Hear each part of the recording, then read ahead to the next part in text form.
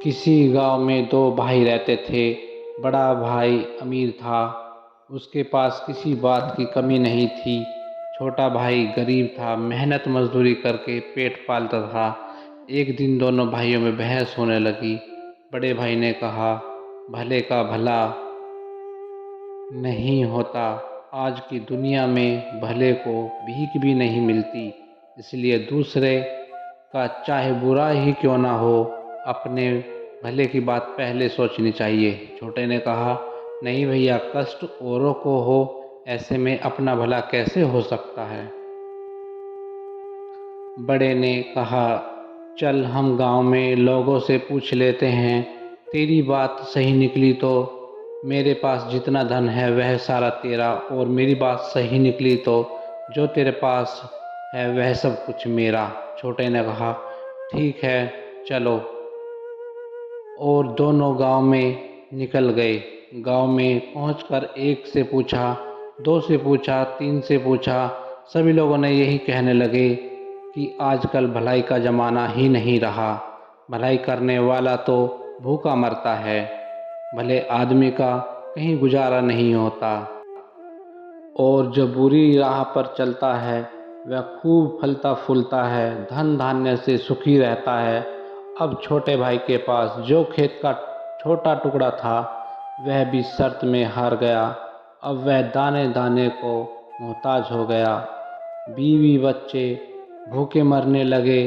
खाने को कोई उधार भी नहीं देता था।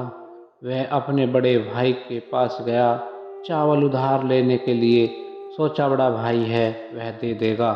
उसने बड़े भाई से कहा, भैया 10 किलो चावल दे दो, घर में अन्न का दाना नहीं तक नहीं है, बच्चे भूखे मर रहे हैं। बड़े भाई ने तुरंत कहा, पैसे दे दो और जितना चाहे चावल ले जाओ। छोटे ने कहा, पैसे तो नहीं हैं। इस पर बड़े भाई ने कहा, तो फिर अपनी एक आंख दे दो। छोटे ने सोचा मजाक कर रहा है, चावल के बदले आँख तो नहीं लेगा। पर बड़े ने चावल के बदले एक आँख निकलवा ली और 10 किलो चावल दे दिए। यह देखकर उसके बीवी बच्चे रोने लगे कि तुमने यह क्या कर दिया। थोड़े दिन तो आराम से निकाल लेते, फिर अनाज खत्म हो गया। छोटा भाई हार कर फिर बड़े भाई के पास गया। उससे अपने भूख से बिलखते हुए बच्चे नहीं देखे जा रहे थे। बड़े ने फिर कहा, दूसरी आंख दे दो, चावल ले जाओ।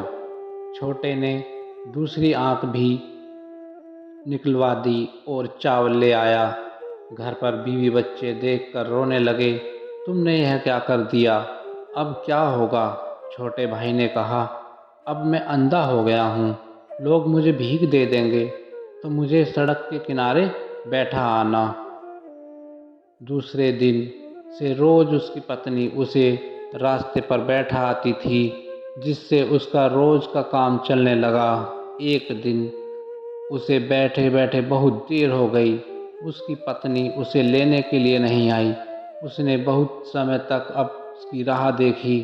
फिर जब बहुत रात हो गई तो वह अपने घर की तरफ चल दिया, पर ना दिखने के कारण वह रास्ता भटक गया। आखिर उसने सोचा, अब तो यहीं बैठकर ही रात गुजार लेता हूँ, और आगे चला तो रास्ता भूल जाऊँगा। वह एक पेड़ के नीचे बैठ गया। कुछ समय पश्चात पेड़ से आवाज़ आने लगी। कुछ समय बाद एक तूफान सा आया। दरअसल यह भूत थे। चारों में से एक उनका सरदार था। भूत बहुत खुरापाती थे। सब एक महीने भर लोगों को सताते थे, और महीने में एक दिन उस पेड़ के नीचे सरदार सबका हिसाब किताब करता था। आज वही हिसाब किताब करने वाला दिन था। सरदार ने पूछा, हाँ भाई, तुम लोगों ने क्या क्या किया, एक एक करके बताओ। पहला भूत बोला, एक गांव में दो भाई थे, पहले बुरे का तर्क हुआ, दोनों ने बाजी रखी, छोटा भाई हार गया, मैंने उसे अंधा बनवा दिया।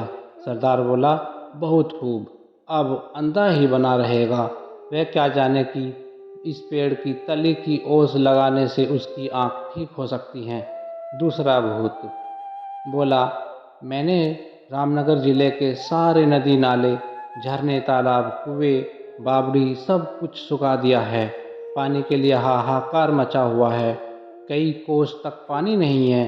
सब यूं ही तड़प तड़प कर मर जाएंगे। भूतों का। सरदार बोला, बहुत खूब। प्यासे मरे सब। उन्हें क्या पता कि वही पहाड़ के तले से 7 मिट्टी की परतें हटा देने से पानी फिर आ सकता है। तीसरा भूत बोला, सरदार, आज राजा की बेटी की शादी होने वाली थी।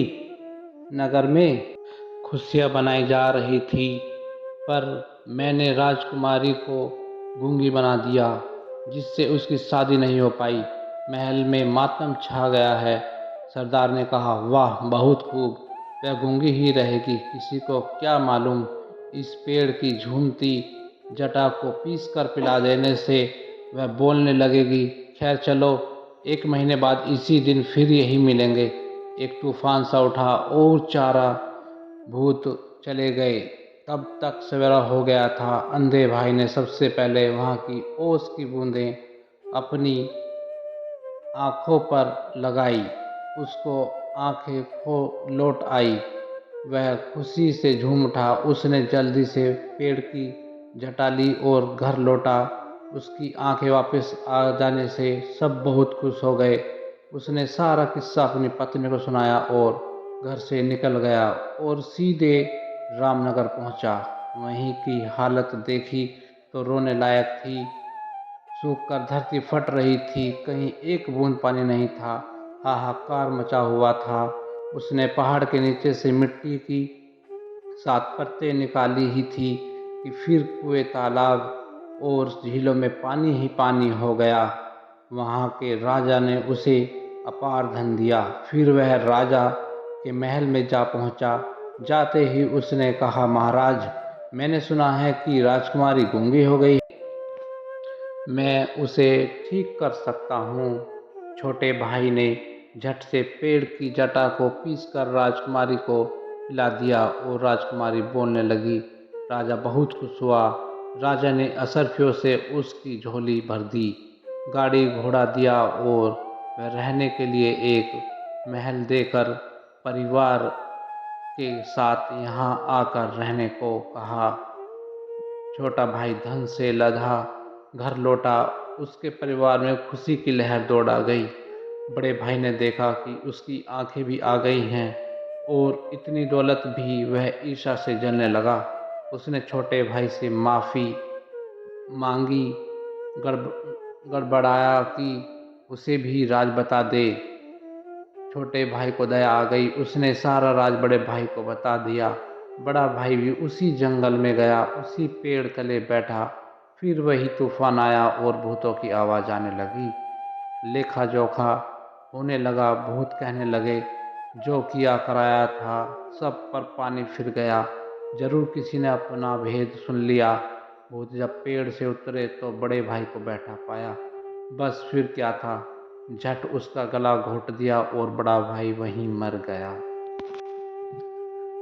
नमस्कार दोस्तों, अगर अभी तक आपने हमारा चैनल सब्सक्राइब नहीं किया है तो हमारे चैनल को सब्सक्राइब कर लीजिए, ताकि आपके पास एक से एक बढ़कर मनोरंजक कहानियाँ आपको सुनने को मिलती रहें। और बेल आइकन दबाना ना भूलें। दोस्तों, हमारे इस चैनल को जो जो वीडियो पोस्ट होती हैं उनको लाइक ज़रूर किया करिए। दोस्तों, कभी भी किसी का बुरा नहीं करना चाहिए। और हमें इस कहानी से ये सीख मिलती है कि जो इंसान जिसके साथ जैसा व्यवहार करता है उसके साथ वैसा ही व्यवहार होता है।